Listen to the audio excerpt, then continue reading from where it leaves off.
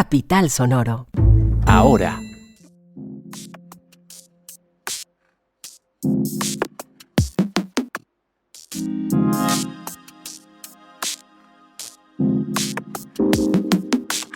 Un grupo de moteros acompañó a la policía en un operativo en la localidad de Martis. ¿Por qué lo hizo? Ministro de Transporte le pide a la alcaldesa Claudia López que le comparte el cronograma de la construcción de la primera línea del metro. ¿Qué responde la alcaldía? El distrito lanza convocatoria para reducir el uso de plástico en la ciudad. ¿De qué se trata esta campaña? Ahora, un podcast.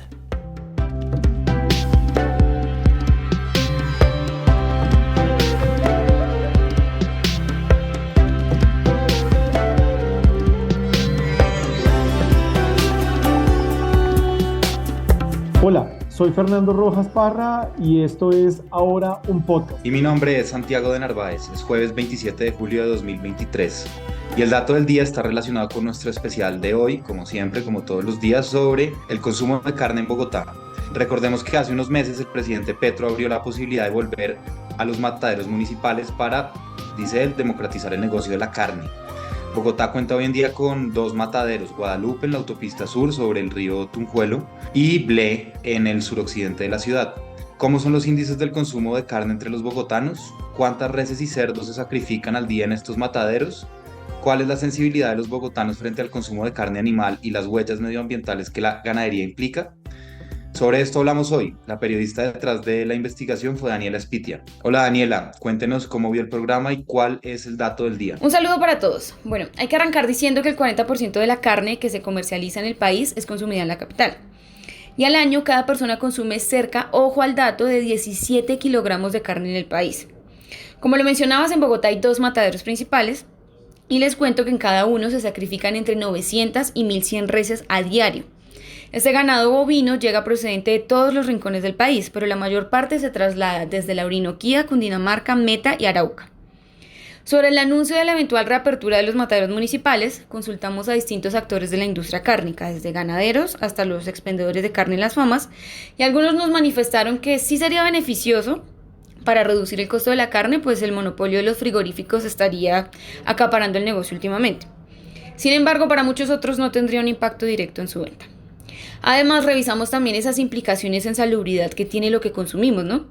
Por ejemplo, revisando la situación en Guadalupe, la alcaldesa de Kennedy nos comentó que recibieron una zona desde el 2020 que tenía algunas actividades criminales ligadas al tráfico de productos cárnicos y pues han realizado cerca de 15 operativos para hacer la desnaturalización de la carne cuando no cumple con las condiciones. ¿Y cómo le pareció el programa? Bueno, del programa es importante o es interesante destacar también la importancia que tiene la industria agropecuaria y cárnica en nuestro país, por su nivel de exportación y generación de empleos también al interior del territorio nacional. Sin embargo, es importante analizar también el impacto medioambiental y de bienestar animal que esto genera.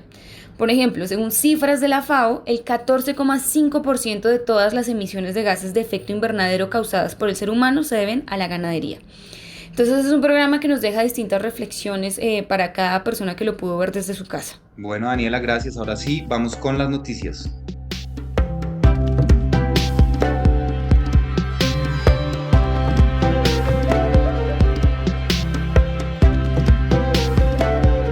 Durante los últimos días hemos reportado en este espacio las noticias relacionadas con la primera línea del metro. La firma del acta que daría inicio a la construcción del viaducto y el nuevo agarrón entre la alcaldesa y el presidente por diferencias, nuevamente en relación a si la primera línea se hace elevada o subterránea.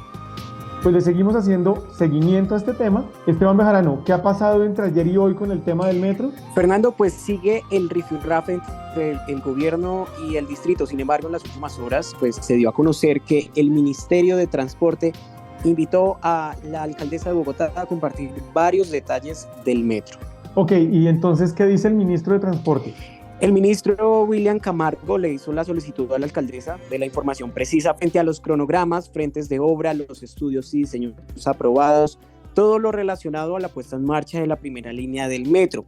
Esto teniendo en cuenta el anuncio del inicio de las obras del viaducto de la primera línea que se realizó ayer. Sin embargo, el ministro asegura que es con el fin de avanzar en el proceso de revisión con el órgano consultor del Gobierno Nacional, la Sociedad Colombiana de Ingenieros, en la evaluación beneficio-costo del borde oriental, pues asegura que se encuentran preocupados por el destino de ese borde oriental con la tipología constructiva elevada que pues se pretende que comience a construirse, que pues inicialmente ha sido un proceso que está en ejecución por lo que ha sido recomendado, entonces sobre el cual quieren tener como, o no quieren generar más bien afectaciones mayores. ¿Y desde el distrito qué han respondido? Aún no se ha conocido respuesta sobre esta solicitud, Fernando, en particular. Sin embargo, el último trino de la alcaldesa señala al presidente que el Ministerio de Transporte contrató la semana pasada, el 19 de julio, el análisis de viabilidad de esa alternativa que ellos están proponiendo desde el gobierno nacional. Ellos están a la espera de que informen los resultados y dice la alcaldesa que nunca el presidente le ha pedido a ella o ella aceptaría que el contrato o más bien el metro se parara. Esteban, pues muchas gracias. Seguiremos aquí atentos a este novelón que esperamos no vaya a dejarnos finalmente sin primera línea de metro.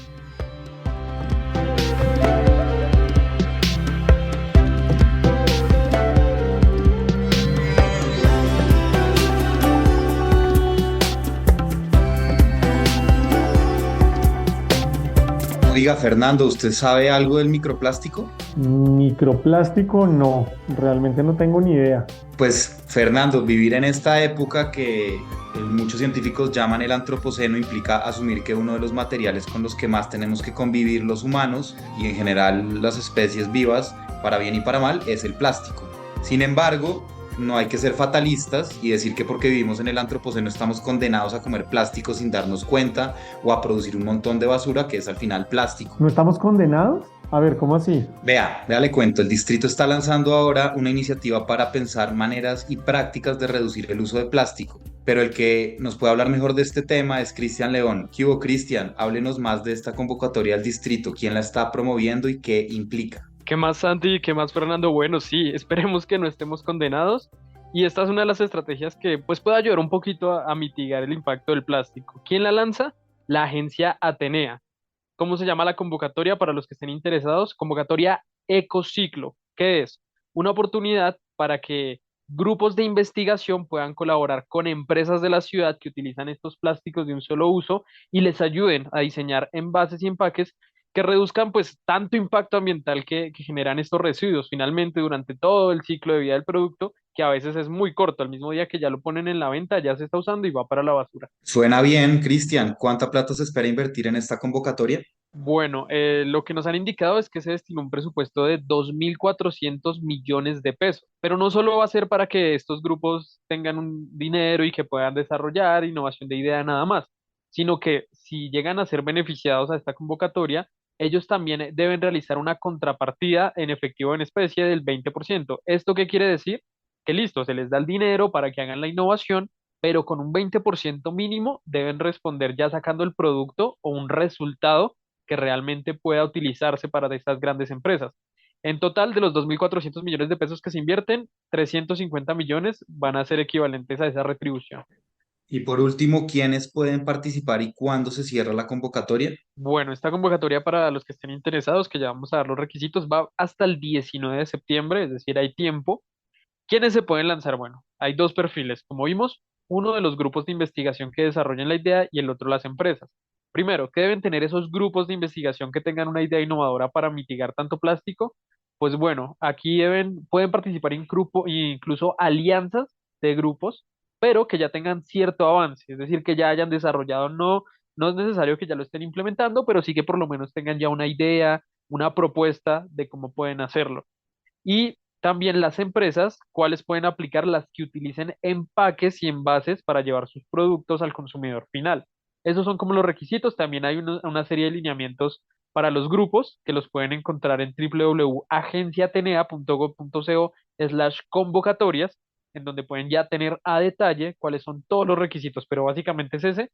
Y las empresas pues también deben estar claramente registradas y como mínimo 12 meses de constitución en Bogotá. Perfecto, Cristian, muchísimas gracias y nos vemos pronto. Chao. Chao, gracias.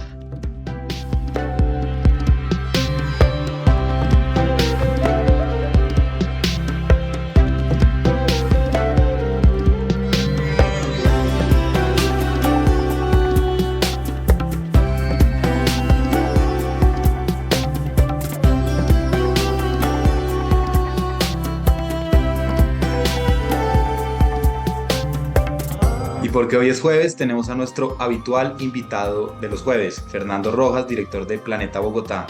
¿Qué hubo, Fernando? Ahora usted haciendo de co-host conmigo en este episodio del jueves. ¿Qué más? ¿Cómo va? ¿De qué vamos a hablar hoy?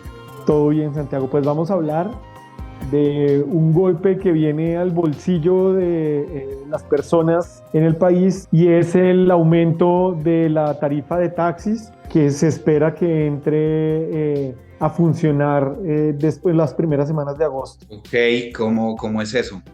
¿Por qué va a subir la tarifa? Pues Santiago, mire, este es un tema muy difícil porque si bien el ministro dice que la tarifa de los taxis debe subir porque subió la gasolina entre un 16 y un 18% y eso los ha afectado a ellos.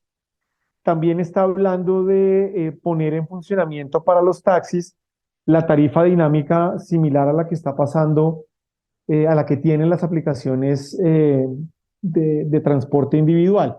Sin embargo, yo creo que aquí hay un tema que es importante revisar y es que si lo que el gobierno nacional quiere hacer es una evaluación de la tarifa, pues hay que revisar si esto es una buena medida para el negocio y para el servicio. O si está pensando en revisar realmente el funcionamiento del servicio de taxi. Porque, Santiago, la mayoría de los conductores deben pagar su propia seguridad social como cualquier trabajador independiente. Pero también hay un número importante de taxistas que no pueden cotizar. Las empresas afiliadoras y los dueños de los carros poco o nada aportan o ayudan a ese pago de la seguridad social. Entonces todo recae sobre el conductor. Y la tarifa dinámica puede ser un buen negocio para los conductores y para los dueños de los taxis, pero es un castigo para los usuarios, porque esa tarifa dinámica puede llevar a que muchas más personas se vayan hacia las plataformas si allá encuentran un servicio más barato. Yo lo que creo aquí, Santiago, es que el gobierno debería liderar una reforma al transporte individual que nivele la cancha entre los taxis y las plataformas, que establezca unas condiciones laborales para los conductores, que las empresas y los dueños de los carros sean corresponsables con los conductores y con los usuarios y que se garanticen unas condiciones de calidad de servicio, de seguridad y de tarifa que beneficie a los usuarios. ¿Sí? Ahí es donde está hoy el corazón del problema, porque de lo contrario, pues simplemente se le subirá la tarifa al taxi, algunos podrán pagar, pero esa idea de por allá yo no voy, pues va a ser más recurrente, porque obviamente los taxistas van a seguir buscando carreras que les dejen más producido para poder cumplir con todas las obligaciones que esta alza va a traer. Uy, está difícil el panorama. Una pregunta, Fernando. ¿Se sabe cómo funcionaría la implementación de esta tarifa dinámica cuando uno utiliza una aplicación digital de transporte individual? Pues la aplicación misma es la que calcula mediante un algoritmo, supongo, la subida o bajada de la tarifa. ¿Cómo sería en el caso de los taxis? ¿Se sabe? Pues muy seguramente sería sobre una plataforma. Lo que pasa es que no es claro si se va a utilizar las plataformas existentes en este momento o la superplataforma de taxis nacional que también anunció el ministro, pero lo que es claro es que no los componentes de esa tarifa, lo que va a determinar eh, el dinamismo de esa tarifa no es claro. Y yo sí creo, Santiago, que eso castiga muy duro a las personas que tienen que utilizar el taxi. O sea, hay momentos en que en plataforma un servicio puede estar en 40, 50, 60.000 pesos cuando normalmente puede valer 7.000, 8.000, 9.000 pesos. ¿Sí? Si eso se le aplica a los taxis, pues estaríamos llevando a que la gente simplemente tenga que buscar otras alternativas mucho más económicas de moverse, con lo cual muy seguramente se va a fortalecer, por ejemplo, las aplicaciones de motos, porque terminarían siendo mucho más baratas y eficientes que las otras plataformas. Sí, totalmente. Antes de despedir esta sección, Fernando, ¿esta reforma a la que usted se refiere ha sido anunciada o en qué está esa reforma al transporte individual? Pues el ministro dice que están ya en esos estudios, en esos análisis, que espera que esté en marcha en las 2 primeras semanas de agosto, pero el resto de los componentes aún no los explica. Y la sensación que yo tengo es que el gobierno puede perder la posibilidad de liderar una reforma de fondo a este servicio que ni Uribe, ni Santos, ni Duque quisieron hacer y que han llevado a que eh, la misma situación, o sea, la competencia entre taxis y plataformas siga siendo desleal, siga, digamos, generando una molestia en el negocio, pero que los usuarios finalmente está claro que están buscando cuál es el que le ofrece el mejor servicio y más barato. Fernando, muchísimas gracias por este tema. Lo invito a que sigamos repasando otras noticias de la ciudad. De una.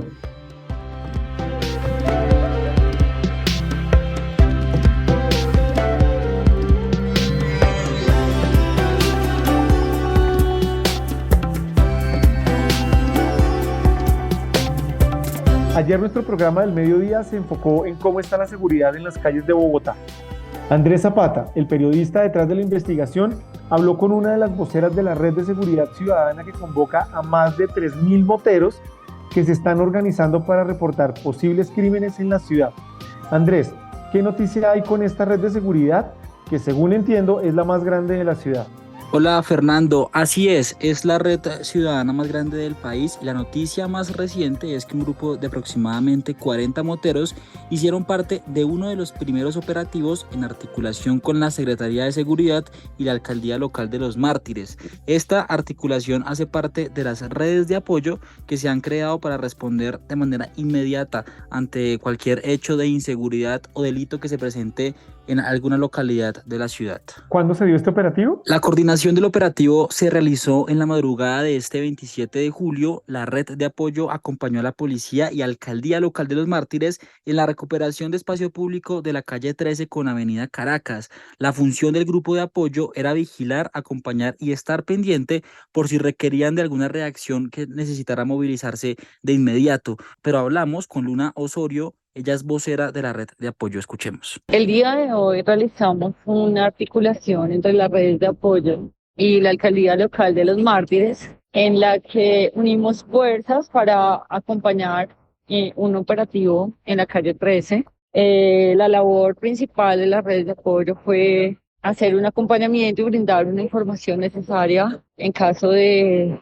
que se presentaran situaciones anómalas o situaciones irregulares que pudieran afectar la seguridad de todas las personas del sector. Andrés, usted le ha hecho seguimiento a esta noticia desde hace un tiempo. Ayer le preguntaba usted a la vocera de esta red cómo iban a evitar tomarse la justicia por mano propia. Y ella respondió que los líderes de esa red tienen una capacitación, pero no especificó de qué capacitación se trata. ¿Usted tiene conocimiento a qué tipo de capacitación ella se está refiriendo? Fernando, antes de responderle a esa pregunta, quisimos consultarle a Orlando Carrillo, experto en seguridad, sobre qué opina de las redes de apoyo y que éstas acompañen los operativos en articulación con las entidades de seguridad. Escuchémoslo. Pero hay que tener mucho cuidado con este tipo de situaciones. Es decir, importante sí es que se haga una capacitación muy clara. Primero, de la parte normativa, es decir, qué facultades tiene un ciudadano, hasta dónde puede llegar, qué puede hacer. Ejemplo, puede realizar una captura en flagrancia, no puede, obviamente, o no debería tomar la justicia por mano propia. Importante también que manejen un buen canal de comunicación y que no se desborden este tipo de actividades y consideren que porque están ahora bajo la protección, comillas, de las entidades estatales como lo es Policía y la Secretaría de Seguridad, pueden ejercer sus funciones. Por ejemplo, colocar luces de colores a sus motos, que son exclusivas para la autoridad competente, sirenas, utilizar armas, utilizar esposas para la captura de los delincuentes, cosas como esas que ya han sucedido en Bogotá con otros grupos y que la misma autoridad Policía Nacional ha tenido que vetarlos en el ejercicio de su función precisamente por la extralimitación de sus funciones. Y en respuesta a lo que usted me preguntaba, Fernando, sobre las capacitaciones, por el momento no sabemos cuáles son los protocolos, pero lo que sí supimos es que ellos contarán con un plan de información y formación para temas de estabilización de personas por accidentes de tránsito o eventos de salud, primeros auxilios, reporte de riesgos en movilidad y rutas integrales de acceso en caso de ser víctima de algún delito. Los líderes serán certificados y se garantizará que los integrantes de estos grupos cuenten con toda la documentación de circulación y personal al día. Bueno, hay que hacerle seguimiento a esta noticia y tratar de ver cómo sería la veeduría que tendrían estos civiles que se están coordinando con la policía. Andrés, ¿algo más ha pasado en relación a este tema? Sí, Fernando, igual estaremos muy atentos, que queremos acompañar algún día de estos, los operativos en articulación con el grupo de red de apoyo y la policía, estamos muy atentos a eso. Y en relación a los temas de seguridad en Bogotá, hoy hubo Consejo de Seguridad en donde la alcaldesa Claudia López habló sobre los operativos, sobre los golpes a las estructuras criminales e invitó al presidente Gustavo Petro para que hicieran parte de un Consejo de Seguridad con el gobierno nacional y así combatir la inseguridad que hoy presenta la capital del país. Andrés, pues muchas gracias y estaremos súper pendientes de este tema y ese riesgo de la justicia por mano propia, pues es una cosa que en nuestro país y en nuestra ciudad no se puede descartar. Entonces hay que ponerle mucho, mucho cuidado al tema. A ustedes, gracias.